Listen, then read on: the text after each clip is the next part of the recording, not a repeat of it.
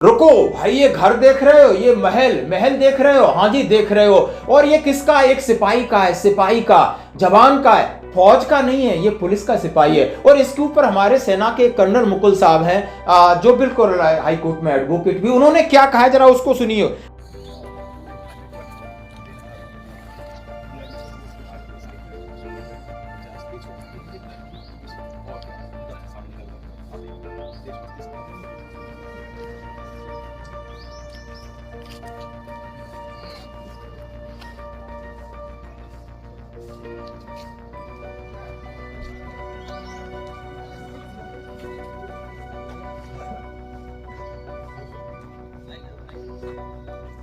उसको सुनिए, फिर आगे हमें बताएंगे, आगे हम बताएंगे कि आखिर हमें सीएसडी से क्या क्या मिलता है। हमारे ऊपर सवाल उठाए जाते हैं, हमें कैंटीन सुविधा मिलती है, हमें रेलवे की सुविधा मिलती है, हमें ये सुविधा मिलती है, वो सुविधा मिलती है।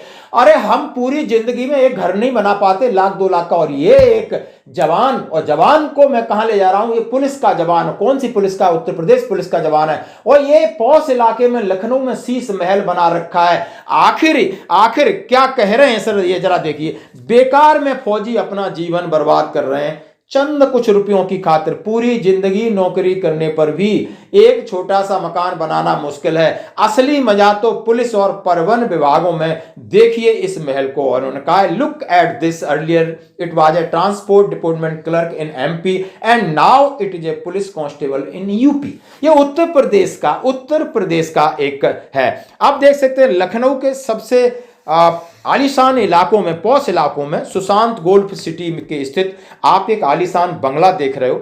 और यह बंगला उत्तर प्रदेश के कांस्टेबल आलोक प्रताप सिंह का है, जिसकी तनख्वाह मात्र 40,000 रुपए महीना है। बिल्कुल।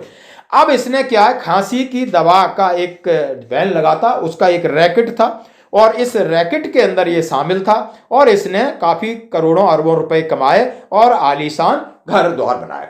ऐसा घर हमारे शायद किसी ब्रिगेडियर की भी औकात नहीं है, या जनरलों की औकात नहीं है। कर्नल की तो मैं बात ही नहीं करता, क्यों कर्नल साहब ने तो अपना दुखड़ा पहले बता दिया कि भाई हमारी औकात नहीं है। तो अभी आप समझिए, अब बात कर दी जाती है कि सैनिकों को तो बहुत कुछ मिलता है। अब सैनिकों को क्या, एक कैंटीन का साबुन मिल जाता है, 1-2 बोतल दारू मिल जाती है, उसके लिए आपको उसको मरना पड़ता है। मिलिट्री सर्विस पे डबल पे भी मिलती है भाई, मिलिट्री सर्विस पे भी मिलती है, पे भी मिलती है, और सब कुछ फ्री मिलता है। अच्छा फ्री मिलता है, लेकिन वहां गोली भी फ्री मिलती है, आगे से भी मिल सकती है, और मैं आगे नहीं बोलूंगा। और इस तरीके से जिस तरह हमारे आजकल सेना के कुछ वेटरन्स अफसर हैं और सोशल मीडिया पे इस बात को रख रहे हैं कि हमें सिविल से कंपेयर मत करिए, हमारी नौकरी, हमारी जिंदगी एक त्याग है, एक तपस्या है। इस तपस्या को नौकरी मत बनाइए। यदि आपको कहीं समस्या है, आप जरा एक बार आ जाइए, जरा लेह लद्दाख में रह के देखिए, जरा रेगिस्तान में रह के देखिए, जरा एक्सरसाइज करिए, आपको मिलिट्री सर्विस पे भी मिलेगी, आपको दारू, मीट, मटन, दारू सब मिल जाएगा, जहाज की यात्रा सब मिल जाएगी। लेकिन ये सारी चीजें क्यों मैं कह रहा हूं? फौजी है तो मरने के लिए बना है, फौजी है वो तो मरने के लिए ही होते हैं। फौजी है उसको सब फ्री में मिल रहा है। क्या फ्री में मिल रहा है? क्या फ्री में मिल रहा है? एक ऑफिसर को हर विभाग में छुट्टी होती है, रात को सोने को मिलता है। हमारे यहाँ तो सोने जगने का कोई टाइम ही नहीं है।